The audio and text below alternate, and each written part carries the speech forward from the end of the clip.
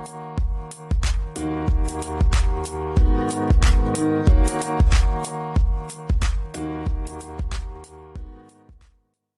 everyone. My name is Jacob Minig. I am the host of the Behavioral Health Integration Podcast. Today, we have a very, very special guest. Her name is Therissa Libby. She's an associate professor at Metropolitan State University in St. Paul, Minnesota. She earned her BA in liberal arts from St. John's College of Annapolis and has spent 12 years as an addiction counselor. Dr. Libby earned her PhD in neuroscience from the University of Minnesota. She then went on to complete her postdoctoral fellowship at the National Institute on Drug Abuse. She also heads the Recovery Narratives Project as a collaborative and community-based research project. Therissa is also the co-director of the Co-occurring Disorders Program at Metro State University. Therissa, thank you so much for being here. I'm glad to be here. Thanks for asking me. So I'm very excited. I know you're going to give the listeners a lot to think about, a lot of content to consider, and it's going to be a really great experience for everyone. But first of all, I got to just ask you, just growing up, did you ever think you'd be in the behavioral health field, or was there ever a moment in your life that really inspired you to take a certain route? There were definitely inspirations that came along, but not when I was a child or adolescent. In those days, I was, to kind of childhood things of trying on different ideas. And I would for a while, I wanted to be a dietitian like my mom. And for a while, I thought about being a teacher like my grandparents were teachers, and, had a lot of different thoughts. I do think both of my parents were in service professions, and I do think that it was kind of natural for me to think about my work life, my future work life, through a service lens. But I was into my 20s before I started having ideas coalesce. I finished college and was still kind of clueless about where I wanted to go professionally. Well, while I was in college, I am a person in long-term recovery, and I first got into recovery when I was 19, and this was in 1980. So that was unusual at that time, but one of my parents was in recovery by that time. So I kind of knew more about it than the average 19-year-old. But I wasn't in those days inspired to be a counselor or a counselor educator. I was just that was a thing that was happening in my life. And I finished college. I kind of drifted for a couple of years. I thought about maybe healthcare, or maybe nursing school or medical school. But after I had several years in recovery and I was thinking about professions, I was thinking about how to, be in some kind of care profession, right? Some kind of service profession. Being in the recovery community, I knew a number of people who were addiction counselors. Okay. And I had some admiration for several of them. So I went to one of them. I went to my friend, George, and I said, George, I know you've been a counselor for a while. Tell me about it. Do you enjoy it? Do you think I'd be any good at it? So he enjoyed it very much. And told me, he thought it'd be a great thing for me to give a try. And he gave me the phone number of the director of his agency. I talked to her. I got a job. I started out one day a week doing intakes at a public clinic in Annapolis, Maryland. And my career kind of developed from there over the next 12 years. Okay. Now, was he an addiction counselor then? He was an addiction counselor. He worked for I talked to his boss's boss. So he worked for the same clinic that I went to work for. The same group of clinics. We worked at different locations, but yeah, he had been an addiction counselor for several years by that point. I have a question. What were the requirements back then to be an addiction counselor when it comes to schooling and everything? Right. Okay, this is 1986. Okay. Things were very different than they are in the 21st century. Not completely different, though. There are places in the U.S. where this is still the case to some extent. But in those days, people really got into the profession on the strength of their personal recovery. Yeah. Now, it wasn't true for everyone that they weren't educated as counselors. Some people were. Some people had been to social work school or, and otherwise a clinical program of some kind. But a lot of us came in. I had a very general bachelor's degree and 6 years of personal recovery at the point where I get in. And in all honesty, no clinical skills. I could talk to people, but I had no clinical skills. It's wild that I started in counseling without counselor education. And then I went, as I was working my way up in hours at the clinic, I was taking a series of short courses and workshops put on by the state of Maryland. So I was gradually gaining some clinical knowledge and skills. But I hate to think of the people that I worked with in that first year. I don't think I did them any favors. Of a still existing organization, the International Certification and Reciprocity Consortium.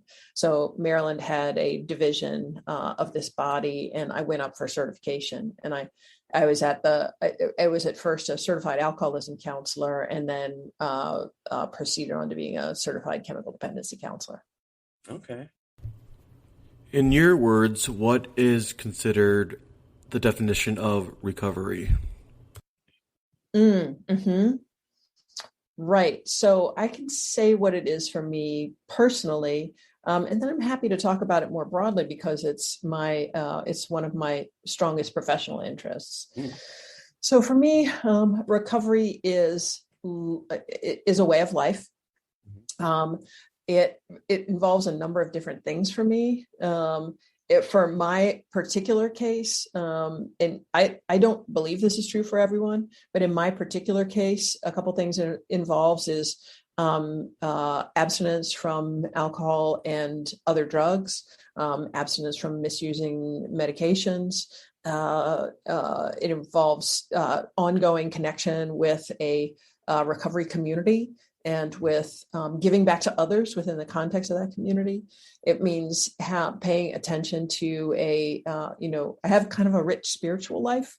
I think some would consider it unconventional, but it's a rich and central force in my life. And then what that allows me to do is have choices, right? In this life, and opens up not only ways that I can be useful to other people in the recovery community, and the ways that I was able to be useful as a counselor, the ways I can be useful as a counselor educator, but also, I can be, a caring daughter and spouse and mom and colleague and friend. Just get to do things that, I can't imagine what my life would be like today if I were still living, what my life would be like today if I were still drinking and using other drugs. But I don't have to know I get to live this kind of life, which is where I get to there are a lot of choices, a lot of opportunities. I mean, admittedly, that like recovery isn't the only thing that makes it possible. I'm a person with a certain level of privilege, right?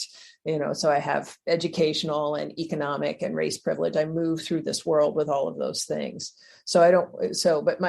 Those things would not give me near as much benefit if I were continuing to destroy my life through addiction. Absolutely. I would actually love to piggyback off that idea of recovery and get into some therapeutic modalities, especially harm reduction. And I would love to hear your clinical thoughts on that, because I know there's still a lot of clinicians out there that have negative thoughts about it. Like, in a sense that it's not true recovery when you rely on one drug for another, like methadone, suboxone, Narcan, etc. Yep. So, yeah, I have some strong feelings on that. In fact, I honestly, I just tweeted about this the other day. The numbers came out that the overdose numbers had gone up again in 2020. And that there are over 93,000 individuals in this country died of overdoses. And it was a 30% increase over the year before, which is wild. it's understandable, right? Mm-hmm. We'd actually started to see the outrageous overdose numbers just start to creep down, and then they shot up in 2020. Well, what was 2020 like for all of Oh us, right? God. Yeah. So it's not like I was shocked by the numbers, but I was like, we have to continue to bring everything to bear on addiction and fostering recovery, right? We have to. So I was a proponent for maintenance therapies for opioid use disorder prior to the overdose numbers starting to go up when they did. Like an epidemic, right? Yeah, I'm a little careful with that word. I don't think it's entirely out of place. Just very descriptively, that we see such large increases in use. Mm-hmm. And let me just say that one reason why I'm a little hesitant about the word epidemic is because I think it paints a picture in the it's a bit sensationalistic, right? It makes good news copy, but also it gives the idea that like opioid use disorder is a tremendous problem, and also it's a relatively small percentage of drug use in this country. Yes. Right. Yes. I mean, if we look at alcohol use and nicotine use, those numbers are so much larger. So orders of magnitude larger. Right. And so, yes, do we have a major issue with opioids? Yes.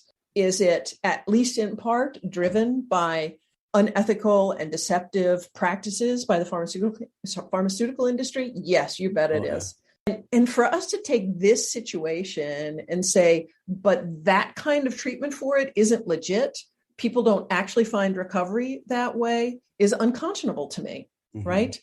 And I personally know people who are in long-term satisfying recovery in the way that I'm in long-term satisfying recovery, who part of their recovery, one of their recovery supports is ongoing use of either methadone or buprenorphine naloxone.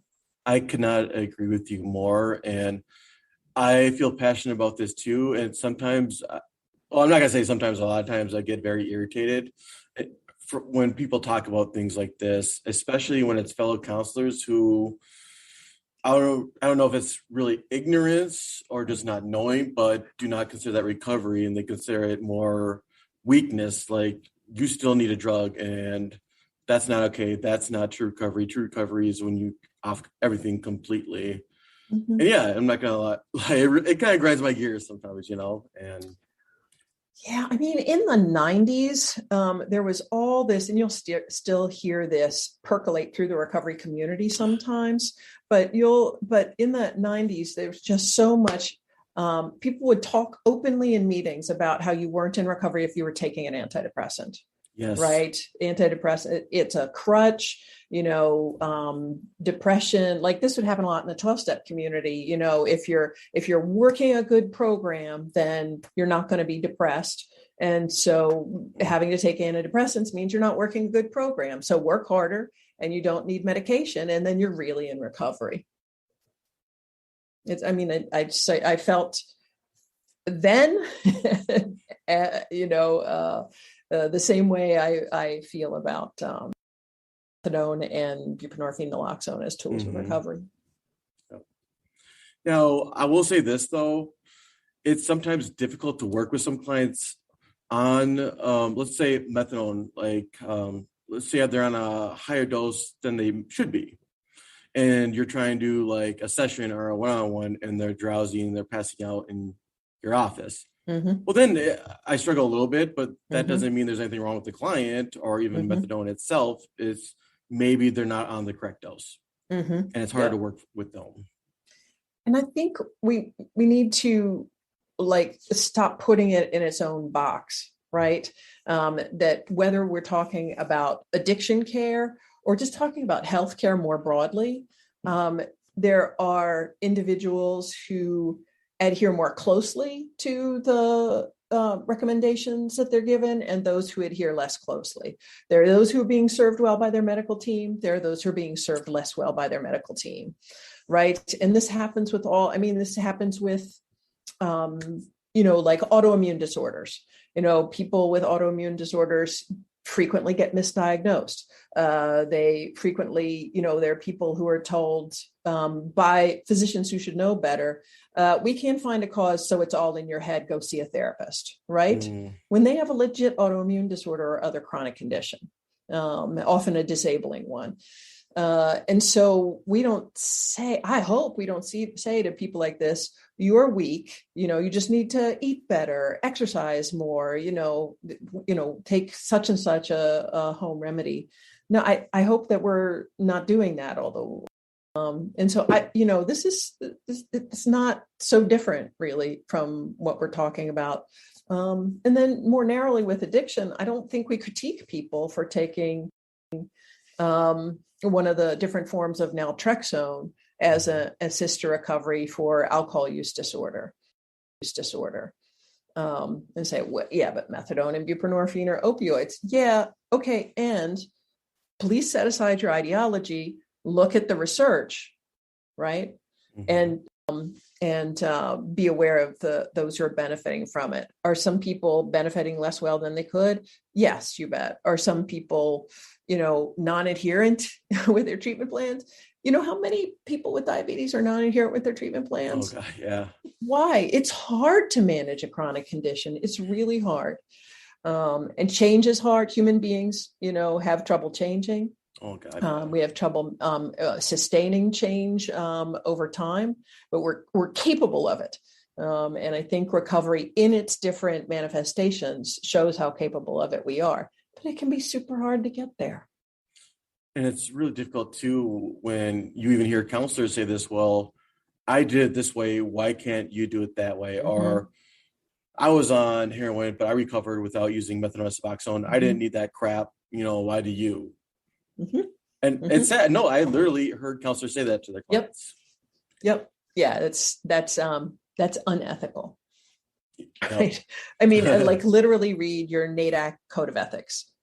That's mm-hmm. unethical. It's always whether it's NADAC or the American Counseling Association or the APA or whoever's code of ethics you're looking at, they're going to talk about not forcing your ideas on a client. They're going to, when they talk about the extensive section in any code of ethics on client welfare, they're going to talk about that as an unethical practice.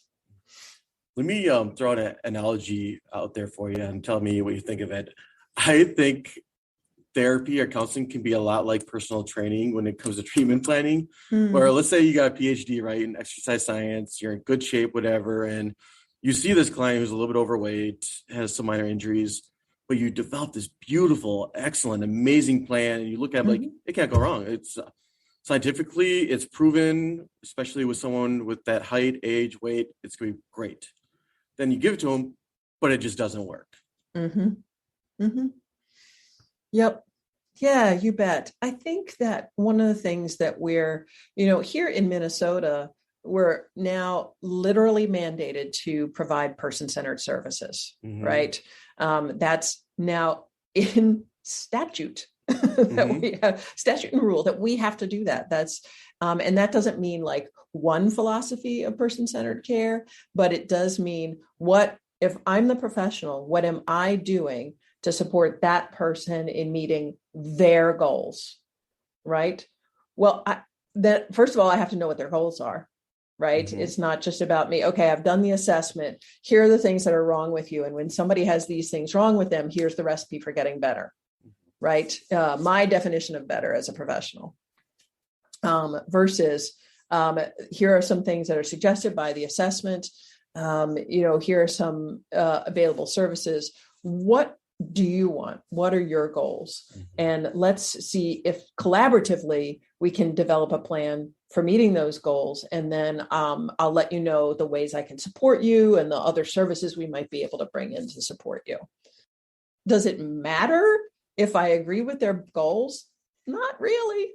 I mean, if I think this goal may not be the best direction for this person to go, be like ethical for me to support, that's one thing, right? If the person says, well, I routinely think about ending my life. I even have a plan to leave here. I mean, like I have to take action that person might not like. Absolutely. I'm obligated to do that. But if their goal is to cut down on their drinking, and then, let's have a conversation about what that looks like and how I might support you in that. Could we possibly take like a harm reduction look at that, where let's say someone still wants to smoke marijuana when they're done with treatment, or they want to drink, but they want to drink less, like instead of 5 days a week, let's go with 2 days a week. Yep. Yeah. I mean, the thing about the first time I worked in a harm reduction program was in 1997 and 8. Okay. It's actually the only time I worked in a program that was expressly harm reduction. Like that was the entirety of the work that we did. And it was related to drug use and HIV. And so one of the people I worked with in that program early on in the time that I worked there, he said, if you want to encapsulate harm reduction, one way to do that is to say, instead of all or nothing, go for something. How am I going to help a person with drug use issues and or at risk for HIV or who has HIV, right? What good am I going to do them if I say, you're not ready to stop? Well, we can't help you then. It's like, well, okay, they're not ready to stop, but what are they ready to do? They showed up in our office. They're looking for something. That in itself too takes so much strength for some people just to show up. You bet. Yep. It takes a certain amount of courage. It may take maybe a certain amount of desperation that's driving it. And so if someone comes in, and they've marshaled their resources to get themselves to do it, or they're feeling desperate, work for me to say, you're not willing to fit our mold, so we can't help. Yep. And I would also like to add too, when it comes to treatment planning, I think your facility has, how should I say it, maybe a lot of influence on you on treatment planning when it shouldn't, or maybe it depends on certain probation officers you work with too. Because I have personally been in some really tough situations where I had this one client who, let's just say, is in treatment for marijuana, right? And you look at that, and that in itself is just kind of rare. Usually it's like other drugs that put a person into rehab. But I mean, regardless though, it doesn't matter. But I believe he was facing some type of felony, and but great guy, absolutely great guy. I loved having him. The problem is, he had a probation officer, and our facility's rules were you need to email that PO every week, the UAs. Sadly, this client just could not stop smoking marijuana. And all of his tests were like positive. And I tried to have a heart-to-heart with him. I'm like, it's okay. Like, I tried to ask him, do you feel like you have an addiction to marijuana? And it's okay. This is a safe place. If you do, that's okay. And he still said no, but he was, I swear, Therissa, he was facing like 3 to 5 years jail time. And that was the most painful thing I had to do was, again, send the PO more UAs. And I on the voicemail, I pleaded with the PO, please don't send him to jail. And again, this was an outpatient clinic. And I was just like, please don't send him to jail. Just maybe we could try sending him to a higher level care facility or something. And I pray to God that that client was able to do that rather than spend 5 years in jail for marijuana. Yep. Yeah. I mean, there are systemic issues in, in behavioral health care that we work with.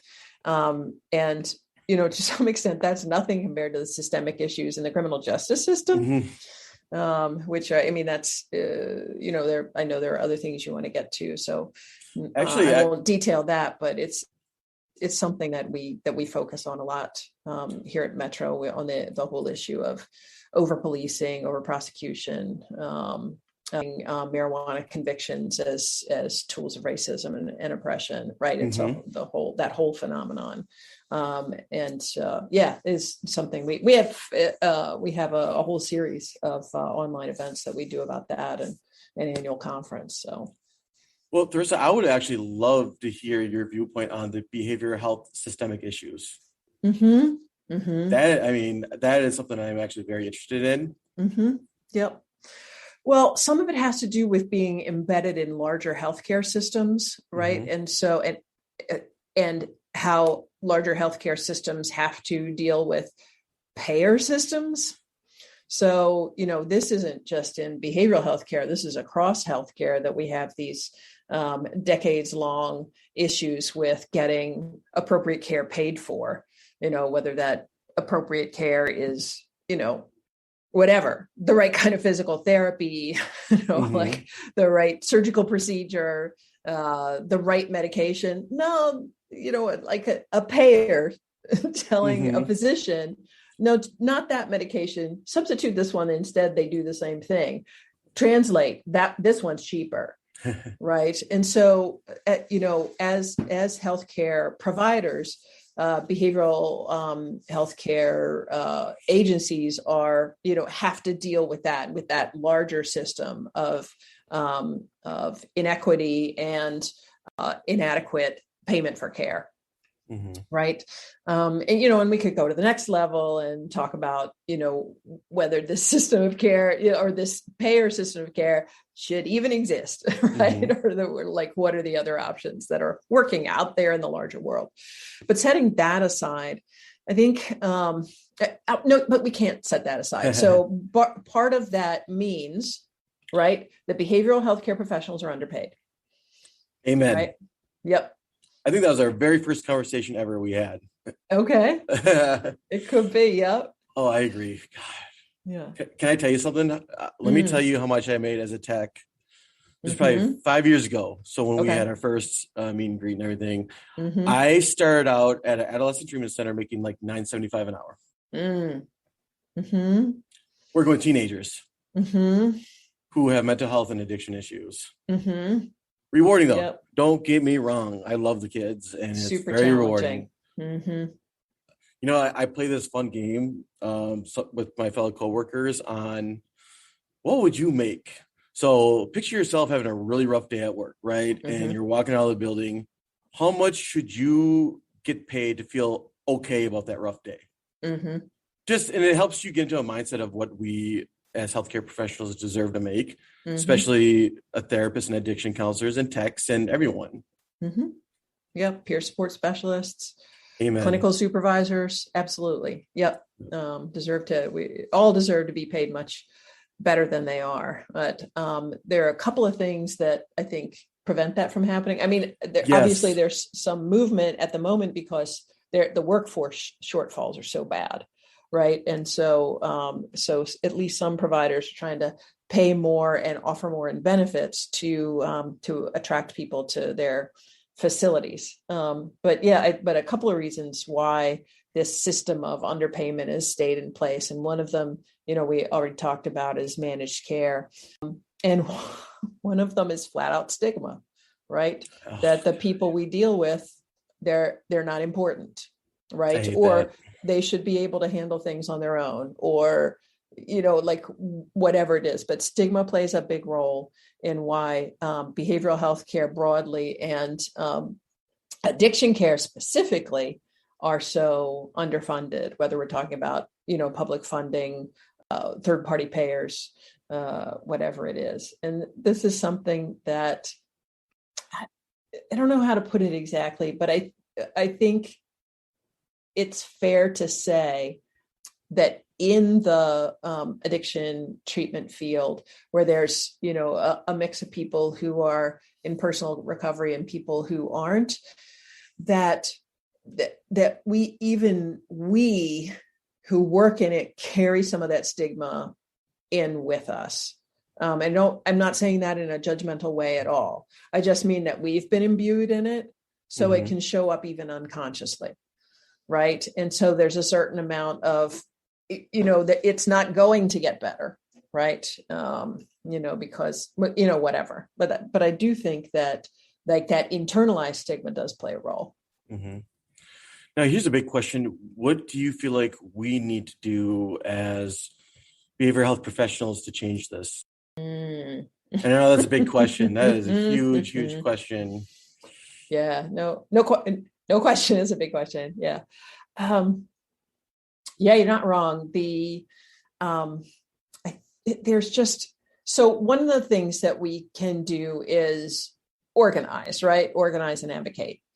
And this is something that, because public payer systems play a significant role, whether we're talking about Medicare, Medicaid. In Minnesota, we've had for a long time, it'll eventually go away, but we've had the Consolidated Chemical Dependency Treatment Fund, right? Like advocating to have more of those dollars available, right? So that providers can provide good salaries to their professionals at all levels, and the kind of quality facilities and opportunities, and so on. And so that legislative advocacy is a piece of it. We have an organization, we have a national organization. I mentioned NADAC already when I mentioned codes of ethics. So that NADAC, the Association for Addiction Professionals, they do a lot of the legislative advocacy at the federal level. Right. And then in Minnesota, we have a Minnesota specific organization, March, the Minnesota Association of Resources for Recovery and Chemical Health, which started out more as a provider organization than a counselor organization. And now it's kind of a hybrid of them. But they have lobbyists, right? Yes. And so like organizing in that sense, like the professional association sense, is part of it, but also, on the side of visibility in the recovery community, and like individual professionals and individual people in recovery, and individuals who are family members of people in recovery or not in recovery, right? All being able to combine our efforts. The Minnesota Recovery Connection, the recovery community organization here in the Twin Cities, their Walk for Recovery is coming up. Right. That's just a week at the time that we're recording this. That's just over a week away on September 18th. So people do fundraising for that, and MRC does advocacy work. So advocacy is a big part of it. And we also need to be talking to each other. I agree. Can I piggyback off of that? Please. I strongly dislike it when other healthcare professionals, let's say addiction counselors, techs, mostly addiction counselors, when they come up to me and we talk about the field, right? And salaries, and they always tell me it's this famous stereotypical quote, "Hey, we're not in it for the money," right? And I don't like that. I challenge that, and I don't like that, because I think it is strengthening the stereotype of we don't need to be taken care of. And yes, you're right. It is about client care and everything, but why don't we deserve to have a decent salary, good insurance, good benefits? Why don't we deserve that? Why can't we have that as well as take care of clients? Yeah, absolutely. And this is what I don't like about that is I think it's a tool of exploitation. Amen. I think that in other service professions, this happens as well. I mean, look at teachers, right? K-12 teachers, like that's the same thing that teachers might say to each other. And I can see where it's meant to evoke, this is service work. I love being in service work. I love the kids I work with. I love doing what I do.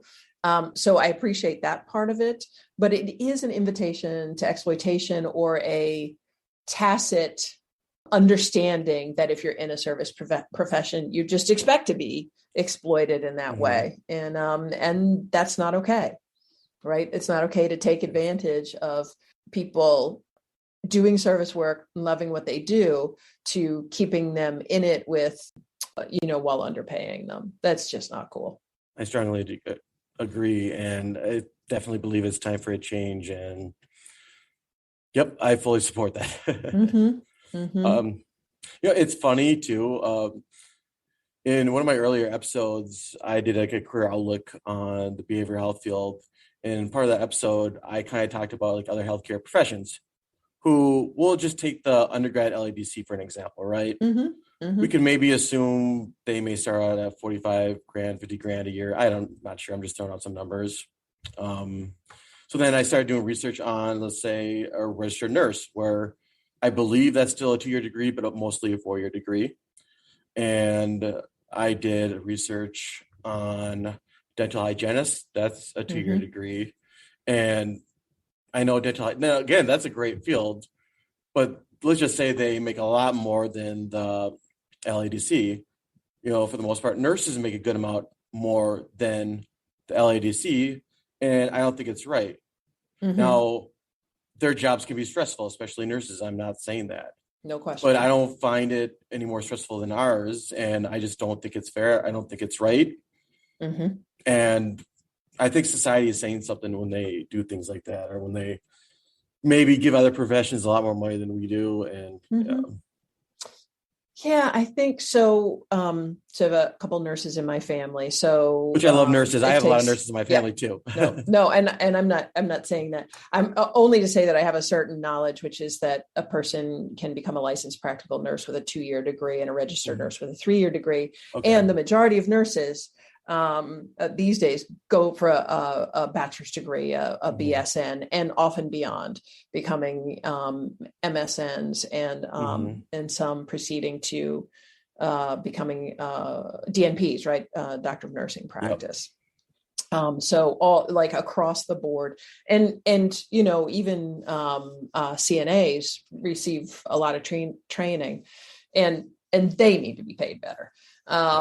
And I'm not saying nurses don't deserve more money than they have. They deserve to be amply paid. Yep. Absolutely. Yeah. I think your point about comparative salaries is really well taken. And I think that's like in other places in behavioral health, there are jobs where people are bringing clinical skills, even though they're not yet at the master's level. There are mental health practitioners, bachelor's level social work. There are people who are arms workers, right, that are on assertive community treatment teams, and even people who work as direct service professionals in group homes with people with mental health disorders or developmental disabilities. I shudder to think how underpaid they are across the board. We need salary equity and in general economic equity. And I mean, I think it's pretty straightforward to say that as long as we are as what business means in the U.S. is do anything you can to maximize profit, that it's very hard to work at this on the individual level, and so another form our advocacy needs to take, I think, is saying, that, like pushing back against the inequities that are built into the system. Mm-hmm. It's like we're just that can't be the only consideration. Profit, cannot, and maximizing profit cannot be the only consideration. I totally agree. So I want to take one more shift in this interview, and yes, we'll begin to do some very interesting conversations where I want to bring up Dr. Carl Hart. He's a famous neuropsychologist. He has an audiobook. He goes on interviews with Joe Rogan. And I want to bring up this one episode of his that could be taken as very controversial. He gets into how drug use can be safe. And please, Therissa, correct me if I'm wrong, if I mess up on anything or terminology on this one, because this is beyond my scope of practice. But from what I got from his beliefs is that he's saying drug use is fine if it's done in safe amounts and if the material you're taking is pure, like pure cocaine, pure heroin, etc. And he used the example, if you're like in a mature adult in a safe environment, it's fine. There should be no issues. Sometimes I get the sense that he's trying to say that there is no such thing as an addiction, or maybe that there are other factors that cause addiction, maybe like trauma or loss of a job, etc. So yeah, I just would love your take on that too. And Sure. Yeah, great. So I would recommend the books of Carl Hart's that I'm particularly familiar with from several years ago, High Price, A Neuroscientist's Journey of Self-Discovery that challenges everything you know about drugs in society. And then his recent book, Drug Use for Grown-Ups, Chasing Liberty in the Land of Fear. Yes. And I think that so again, the whole area of mass incarceration as a tool of racism primarily, and also economic oppression, is the system of mass incarceration was generated out of associating drug use with it was, so we're talking all the way back in the Nixon administration, right? And so it's like their strategy was, if we can associate Democrats with being soft on crime, and we can exaggerate like crime levels, and then we associate crime and drugs and people of color, especially Black people, and we say, we're going to be tough on crime, we're going to expand policing, we're going to, get people convicted and put away. Wait, just say no, right? Just say no. Right. That was in the Reagan administration later on. But yes. So, it's like, we'll make these associations, it's going to get us votes. And it worked. Right. And then the Reagan administration greatly expanded this. And then it crossed the aisle, and the Clinton administration greatly expanded it again. And so that, as if we didn't already have enough problems with stigma, that really got it deeply dug in across American society, right? And so I think one of the things that Dr. Hart is, provoking us to think about is this association that we've inherited. Is it true? No. And that all drugs are bad. All people who use drugs are doing a bad thing. All people who use drugs are addicted, right? So we know that none of those statements are true, okay? And so he wants to really push us to think about that. Okay, but really, is that the case? I mean, some of the things that people use, some of the drugs that people use, and we could certainly take amphetamine as an example, right? We could also talk opioids. We could also talk benzodiazepine sedatives. But if we talk about amphetamine, then that is something that in its various forms, particularly methamphetamine, it's very destructive in some people's lives, very destructive, right? And is a force for good in some other people's lives. Attention deficit hyperactivity disorder is madly overdiagnosed. That's a problem. And for people who have ADHD, the same drug, amphetamine, right? It's not the same as methamphetamine, but methamphetamine is derived from amphetamine. But amphetamine is Adderall, and it can make so much positive difference in the lives of many people with ADHD. And so we can't stay stuck in, okay, drugs are basically bad, but sometimes we can use them for good, but we have to be so careful. It's like, do we though? And it differs with different drugs, right? So ADHD, that's like the research is really clear on how beneficial it can be. And I don't want a single listener to hear me say it's always a good idea. It's not always a good idea because of the overdiagnosis, B, because of the outsized influence of pharma on psychiatry, right? And psychiatrists not busting on psychiatrists, but the undue influence is there. And then I can't remember what C was, but I'm sure it was a very good point. But but this is a really useful medication. Do we need to be more careful with opioids? Yeah, we need to be more careful with opioids. You bet. For a number of different reasons. But is every person who prescribed them develop a problem with them? No, of course not. Of course not. Right? Discontinuation of opioid use for pain management is a good idea in the majority of cases, but it's like needs to be part of a larger management protocol instead of saying, okay, this is not an option and we're going to use this part of the protocol only, like saying that ideologically. So yeah, so we can't like continue to buy into the notion drugs equals bad, right? Absolutely. It's like that's sorry, think bigger.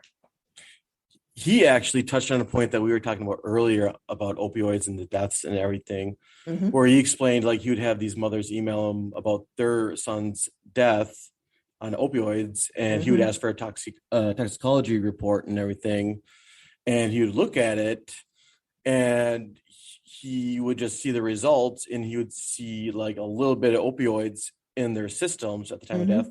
But he would see a lot of other things too. So the argument he was making was, is it society, is it the government that try to make, again, this opioid issue worse than it is? Because when they do toxicology reports, if there's just a sliver of opioids in the system, they could say it's an opioid-related death, but not consider the other drugs that were in their system. Yeah, that's an interesting point. Yes. No conspiracy, maybe. I don't know. I mean, I tend to think more in terms of how we've been trained, right? What has been inculcated in us through the systems that we've, grown up in, been educated in, right? Rather than terms of conspiracies. I'm not saying that conspiracies don't exist, but, Purdue Pharma conspired to create the situation of overprescription of OxyContin. There's no question about that in my mind. But I think that, a lot of the people who are making those calls are responding the way they were trained to respond. Just as, coming from the, class and race and educational background that I do, there are ways in which I am trained to respond the way I respond. And just like dismantling that in myself is a big job. There's so many areas that I lack awareness. I just need to keep digging to become more aware, really listen to people like Carl Hart and the other people who are out there shaking us up and say, oh, okay, where has my thinking? It doesn't mean, do I abandon everything I believe from my entire life? No, but it does mean I look critically at my own thinking and say, okay, where did that come from? And is that helpful or not helpful, or a combination? And what can I do to move towards, as helpful and, reality-based versus ideology-based as possible? Yeah.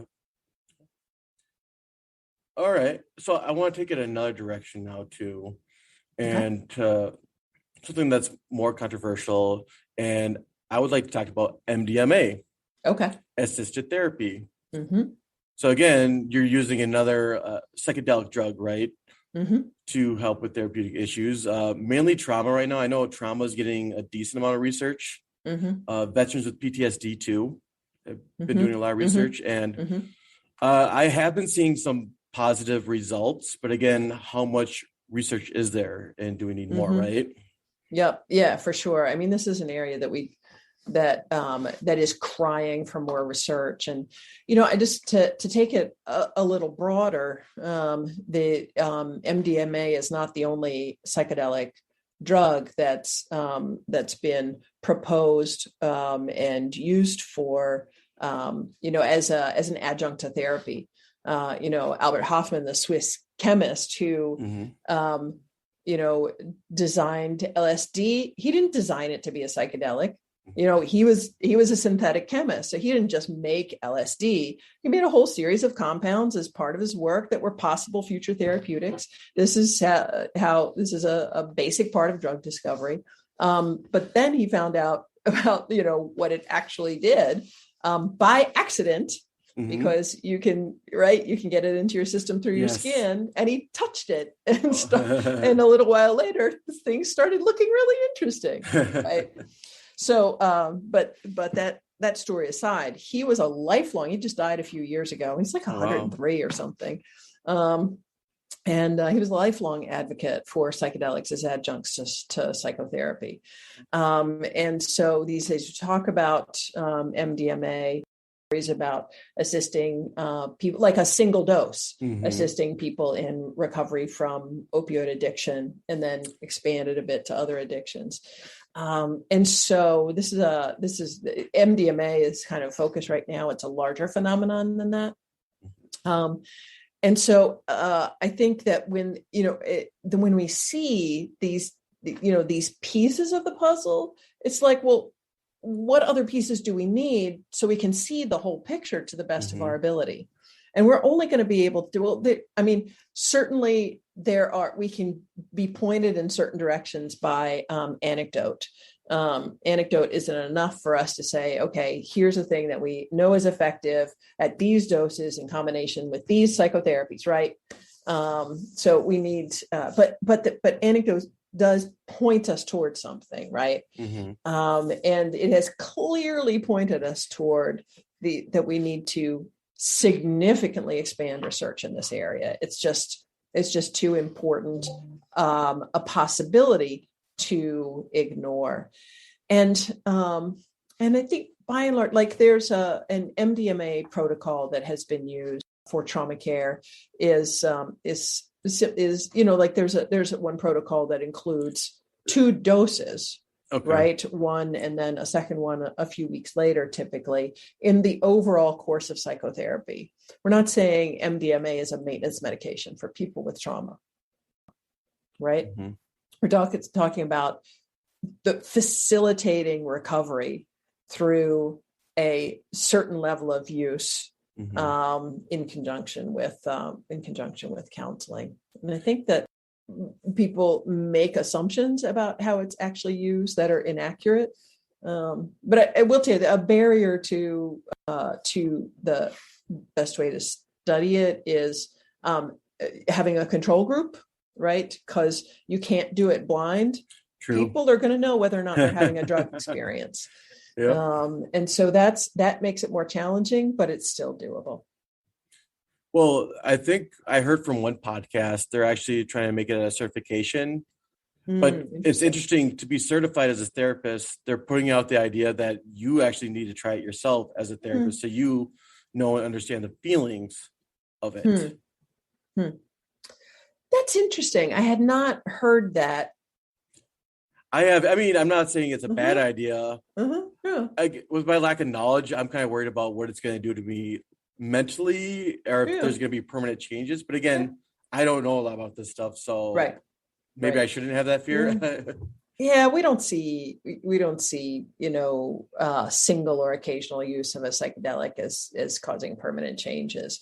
Each person who is in recovery and whose recovery is, I guess we would call it abstinence based, if they would need to think about that very carefully. It's like, is this something that I can undertake as a growth experience, or is it something that's going to produce a threat to my personal recovery? So, each person needs to think about that. But more broadly, I don't see why it's objectionable. I'm concerned when we say that it's necessary, because it's like, I don't know that it's necessary. I mean, this is the classic example, right? I don't need to undergo a surgical procedure to be a surgeon. So but I don't really know that those are really analogous. So yeah, it's interesting. I mean, how are we going to find out more? We collect evidence, right? Yes. And that'd be a very challenging study to do, becoming a psychedelic facilitated therapy practitioner, with or without having had experiencing psychedelic assisted experience. That'd be challenging research to do. Well, I know we're wrapping up right now, but I just want to ask one positive question, because I know we've been kind of getting on some negatives, but some controversial stuff. But I want to ask you being a professor, like, what's one of the best, awesome benefits you have being a teacher to your students? Like, what do you want them to get out of everything in grad school? Like, you know. Oh, thanks for asking that. So I've been an educator for nearly 30 years now, and in higher education for about 20 years. And I've been doing this full time, and gained my current position in the last 8 years. And I have, I was more anxious earlier on, and just like early in counseling, I didn't always do the best job as an educator in my earlier years. I've certainly learned a lot along the way. But the answer to your question is twofold. And one of them is that getting to work with students is just the best. And I have the benefit we're working with students, most of whom want to become counselors. I do some undergrad teaching where people are just adding to their knowledge base in our courses, but most of them want to be counselors. And some of our grad students already are. They're already addiction counselors, and they're becoming mental health counselors. And they're just like, I just so appreciate what they want to do and their commitment to it, and how they show up in the classroom, whether the classroom is face-to-face or online, and what they bring. And I just love working with them. I just love my students. You see the fire in their eyes, right? The passion, the love they have, Right. And for sure. And then I get to, grad school, and this, grad school is exhausting. It is so much work. And being at Metro State, we work with a lot of students who are economically disadvantaged, who are older than 25, who have really full lives before they add school. Yep. Right. And so it's so much work in the context of full-time job, kids or aging parents, or, whatever, work in the community. Right. So I really think a part of my job as a faculty member is to help them represent why they're doing it. Like, what was the call that they heard? Right. And it's like, let's get back to that. What is that call that you heard? That's one of the things. And then the other thing is, do you need to shore up your support system? Right. And then the other thing for me that is so powerful about doing this work is that I get to drop a big rock in the river, right? Because every year we admit 25 students to our program. And so that's a pretty good sized rock. And the majority of them are going to be out there being therapists one day, and they're going to be throwing, stones in their rivers. And so, just like the work I do is, I'm very grateful to say, going to touch a lot of people I'll never meet, right? It's going to make a difference in people's lives, even though I will never interact with them. That's a privilege. That's a privilege. I loved your examples of the passion fire, and I won't get too much into this, but you have to have that memory, that thought, that event that gave you that passion, right? And for me, it was just a couple of videos of these little kids with schizophrenia and who were kind of like suffering. And again, I don't need to go into it, but my God, just the family trying to deal with that and stuff. That's like my fire. That's my passion in this field. Whenever I get tired, especially in grad school, worn out, I think about that. And it just, again, puts those logs on that fire like crazy. So that's awesome. Yeah, that makes sense to me. That's great. Well, Therissa, it was such an honor having you on my podcast. It's a pleasure. Great pleasure. I love the content we got into. Now, for the listeners, Therissa, is there, if they ever have questions or they want to talk to you about something, or if they're interested in the program, Is there any information they can get right now to get a hold of you or the school or anything if they want to learn a little bit more? Or Yep. It's easy to find my email address on the Metropolitan State University website, metrostate.edu. Instagram, Twitter, and Facebook, I'm at Prof. Libby Metro, and that's Libby, Libby. But the best way to reach me is by email. And I'm always happy to hear from anyone, whether the question is general or about something going on in the community, or if they would like, they're interested in becoming counselors. I really like to take time to discuss with people what their various options are, because they have options other than our program. We're proud of our Master of Science in Co-occurring Disorders Recovery Counseling. We're proud of our graduates, and appreciate all they're doing out there. And there are other routes, right, to doing this kind of work. So it's really like, I want people to think about it and make the choice that most calls to them. Thank you again very much for that. Thank you. You bet. Thanks for having me. I've enjoyed this so much. Me too. I just want to thank all my listeners for listening to another great episode of Behavioral Health Integration. Again, I just want to inform everyone the information that was said or expressed in this episode was not meant to be taken as therapeutic advice. If you find yourself struggling with any type of mental health or emotional issues, please seek professional help from either a medical doctor or a licensed mental health professional. All right, everyone, thank you and have a good day.